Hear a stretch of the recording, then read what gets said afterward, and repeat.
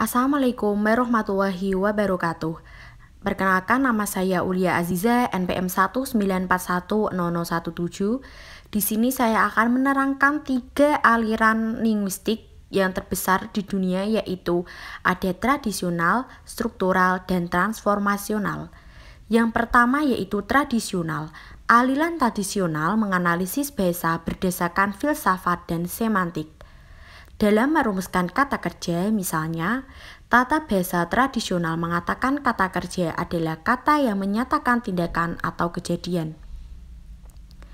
Terbentuknya tata bahasa tradisional telah melalui masa yang sangat panjang, dari zaman ke zaman, mulai zaman Yunani sampai menjelang munculnya linguistik modern sekitar akhir abad ke-19. Tata bahasa tradisional tidak dikenal adanya perbedaan antara bahasa ujaran dengan bahasa tulisan. Oleh karena itu, deskripsi bahasa hanya tertumpu pada tulisan.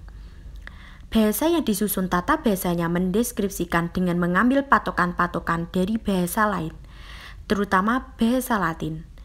Kaidah-kaidah bahasa dibuat secara perspektif, yakni benar atau salah. Persoalan kebahasaan seringkali dideskripsikan dengan melibatkan logika. Penemuan-penemuan terdapat cenderung untuk melakukan pertahanan. Yang kedua yaitu aliran struktural atau modern. Linguistik struktural berusaha mendeskripsikan suatu bahasa berdasarkan ciri yang dimiliki bahasa itu. Pandangan ini adalah sebagai akibat dari konsep-konsep atau pandangan-pandangan baru terhadap bahasa yang dikemukakan oleh bapak linguistik modern, yaitu Ferdinand de Saussure. Selain Ferdinand de Saussure, dalam aliran linguistik struktural terdapat pula aliran Prahe. Linguistik struktural menyebar ke beberapa benua, yaitu benua Eropa dan Amerika, lalu sampai juga ke negara Australia. Di benua Eropa, linguistik yang cukup dikenal yaitu aliran Prahe. Aliran Prahe terbentuk pada tahun 1926 atas prakarsa salah seorang tokohnya, yaitu William Matheseus, pada tahun 1882 sampai 1945. Tokoh-tokoh lainnya adalah Nikolai S. Trubetskoy, Roman Jacksbon, dan Murray Haley. Aliran Glossmatic lahir di Denmark.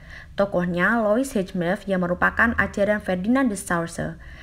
Namanya menjadi terkenal karena usahanya untuk membuat ilmu bahasa menjadi ilmu yang berdiri sendiri, bebas dari ilmu lain, dengan peralatan, metodologi, dan terminologi sendiri.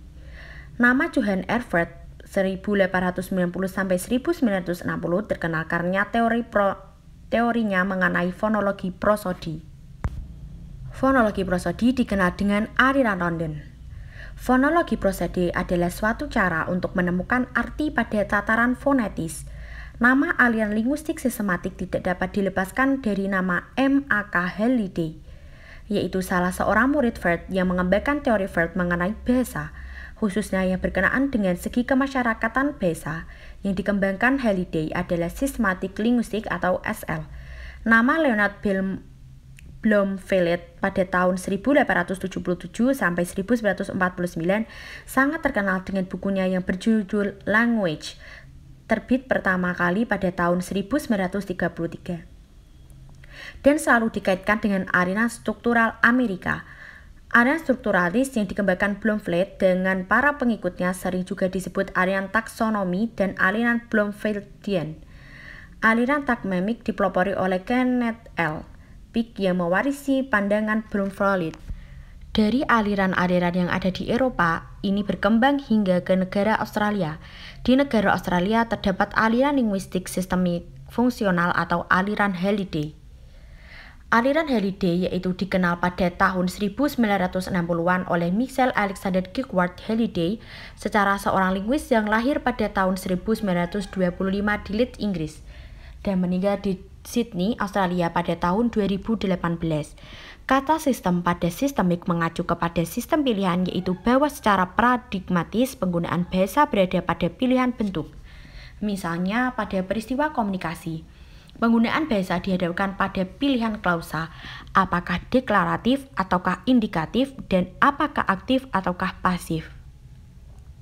Linguistik fungsional berkembang dari dan ke beberapa arah, dan SFL milik Halliday adalah salah satu variasinya. Perkembangan itu secara ringkas dapat dikemukakan sebagai berikut. Tradisi fungsional bermula dari Eropa Timur yang pada saat itu di kalangan formalisme Rusia telah timbul kesadaran mengenai pentingnya konteks secara sosialis yang berbeda dengan yang terjadi di Eropa Barat. Formalisme Timur ini berpengaruh kepada aliran fungsionalisme Praha. Fungsionalisme Praha kemudian dibawa oleh B. Malioński ke Inggris, yang kemudian berkembang menjadi aliran fungsionalisme Inggris melalui Jerman.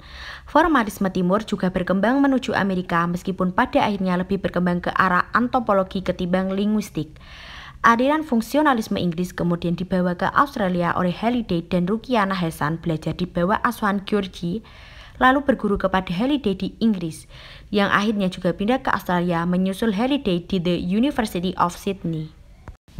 Selain di benua Eropa, aliran linguistik struktura juga berkembang di benua Amerika. Salah satunya yaitu aliran Sapir-Whorf, yang mengatakan bahwa adanya hubungan kuat antara bahasa, budaya, dan pikiran seseorang penutur. Lalu dalam proses berbahasa terbukti bahwa kondisi dan kebudayaan seseorang sangat berpengaruh bahasa yang digunakan dalam komunikasi sehari-hari. Pola budaya suatu masyarakat menurut hipotesis ini mampu mengkonstruksi klausa sehingga memberikan variasi informasi dan kesatuan suatu bahasa. Hipotesis ini didasari oleh penelitian Edward Sapir dan Benjamin Le Worf terdapat suku Hopi di Afrika. Aliran yang terakhir yaitu linguistik transformasional. Dalam aliran ini dikenalkan tata bahasa transformatif, semantik generatif, tata bahasa kasus, dan tata bahasa relasional. Tata bahasa transformasi berusaha mendeskripsikan ciri-ciri kesemestaan bahasa. Tokoh dalam tata bahasa transformasi adalah Noam Chomsky dengan judul bukunya yang terkenal dengan Sintaksis Struktur pada tahun 1957. Menurut Chomsky, salah satu tujuan dari penelitian bahasa adalah untuk menyusun tata bahasa dari bahasa tersebut.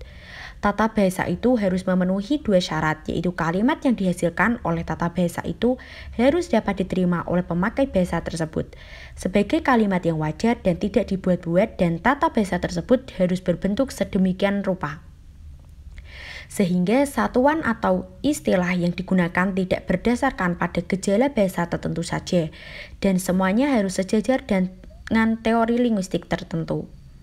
Menurut teori generatif semantik, struktur semantik dan struktur sintaksis bersifat homogen, dan untuk menghubungkan kedua struktur itu cukup hanya dengan kaidah transformasi saja. Menurut semantik generatif, sudah seharusnya semantik dan sintaksis diselidiki bersama sekaligus karena keduanya adalah satu. Tokoh-tokoh dalam aliran ini antara lain Postal, Lakoff, MC Cowley, dan Gibbs Carey. Sekian penjelasan saya tentang aliran linguistik yang ada di dunia. Kurang lebihnya saya mohon maaf. Wassalamualaikum warahmatullahi wabarakatuh.